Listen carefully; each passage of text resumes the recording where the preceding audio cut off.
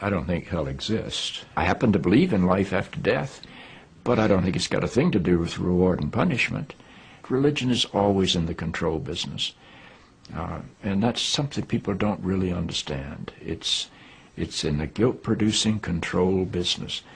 And if you have heaven as a place where you're rewarded for your goodness and hell as a place where you're punished for your evil, then you sort of have control of the population.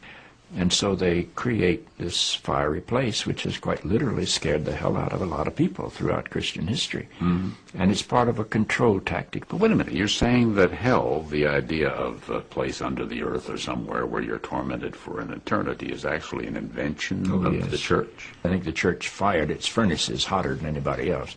But I think there's a sense in most religious life of reward and punishment in some form. The church doesn't like for people to grow up, because you can't control grown-ups. That's why we talk about being born again. When you're born again, you're still a child. The people don't need to be born again. They need to grow up. They need to accept their responsibility for themselves and the world. What do you make of the theology, which is quite prominent these days in America, which is that there is one guaranteed way not to go to hell, and that is to accept Jesus as your personal Savior? Yeah, I grew up in that tradition. Every church I know claims that we are the true church, and they have some ultimate authority. We have the infallible Pope, we have the inerrant Bible.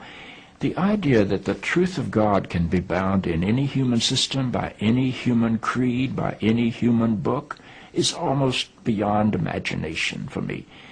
I mean, God is not a Christian. God is not a Jew or a Muslim or a Hindu or a Buddhist.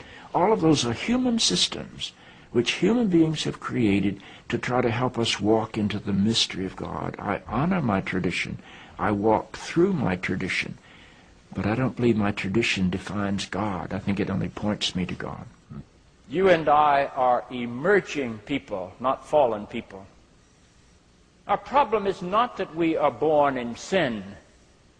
Our problem is we do not yet know how to achieve being fully human. The function of the Christ is not to rescue the sinners, but to empower you and to call you to be more deeply and fully human than you've ever realized there was the potential within you to be. Maybe salvation needs to be conveyed in terms of enhancing your humanity rather than rescuing you from it. Life is a startling and wondrous experience.